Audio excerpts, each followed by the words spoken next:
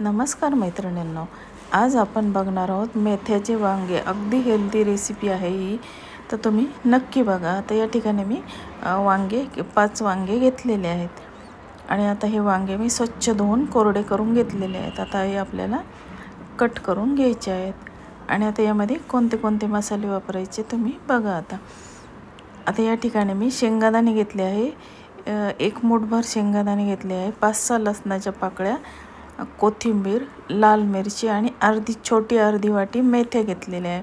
अगदी चवीला अगदी छान लागते ही रेसिपी आणि बिलकुलही कडू होत नाही आणि तुम्ही एकदा केली तर मुलं सुद्धा ही रेसिपी भाजी अगदी आवडीने खातात। तर बघा मैत्रिणींनो, आता ही मेथ्याचे वांगी रेसिपी कशी करायची ते तुम्ही पुढे बघा। आता हे सर्व मसाले आपण घेतलेले आहेत। आता या मिरच्या तिखट होत्या म्हणून मी थोडं प्रमाण कमी घेतले। तुम्हाला जर जास्त तिखट लागत असेल तर तुम्ही याचं प्रमाण जास्त सुद्धा ठेवू शकता। आणि हे टिफिनसाठी मी हे रेसिपी करत आहे, त्याच्यामुळे हे वांग आपल्याला कोरडं करायचं आहे। तर चला आता हे मसाला याचा कसा बनवायचा ते बघूया। आता ही छोटी कढई घेतलेली आहे, त्यामध्ये थोडं प्रमाणात तेल टाकायचं आणि तेल टाकल्यानंतर आपल्याला अगोदर मेथ्या यामध्ये आपल्याला मंद गॅसवर ह्या अशा खरपूस भाजून घ्यायच्या आहे। लालसर होऊ द्यायचे नाही जास्त, फक्त त्या अशा मंद गॅसवर भाजून घ्यायच्या आहेत। तर बघा अशा प्रकारे अशा भाजून घ्यायच्या। आता त्यानंतर सर्व आपण यामध्ये भाजून घेतलेले आहे आणि आता आपण शेंगदाणे भाजून घेतले, मिरच्या भाजून घेतलेल्या आहेत आणि आता हे आपल्याला मिक्सरच्या भांड्यामधून काढून घ्यायचं आहे। आता बघा हे मिक्सरमध्ये आपण वाटून घेतलेलं आहे।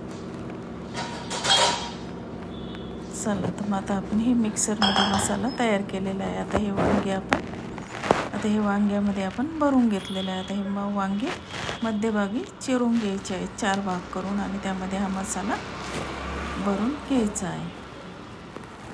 आता बघा हा मसाला आपण भरून घेतलेला आहे। आता ही भाजी मी कुकरमध्ये करणार आहे, तर कुकरमध्ये अवघ्या 2-3 मिनिटांमध्ये ही रेसिपी तयार होते।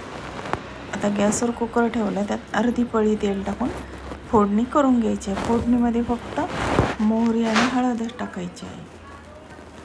हळद मोहरी टाकल्यानंतर आपण वांगे त्यामध्ये टाकून घेतलेले आहे आणि आता हे वांगे थोडेसे अगदी हलक्या हाताने आपल्याला ते परतून घ्यायचे आहेत।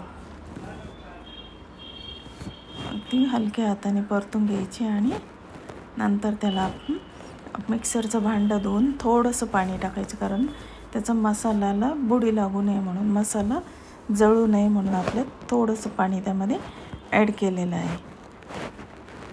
आणि आता आपल्याला याला झाकण लावून घेऊया। झाकण लावल्यानंतर झाकणामध्ये वाफ भरल्याबरोबर गॅस बंद करून टाकायचा, नाही तर मग वांगे जास्त शिजले जातात। तर बघा मैत्रिणींना, आपली आता ही मेथ्याचं वांग ही रेसिपी तयार झालेली आहे। आता तुम्हाला ही रेसिपी कशी वाटली, आवडली तर माझ्या चॅनलला लाईक, शेअर आणि सबस्क्राईब जरूर करा। धन्यवाद।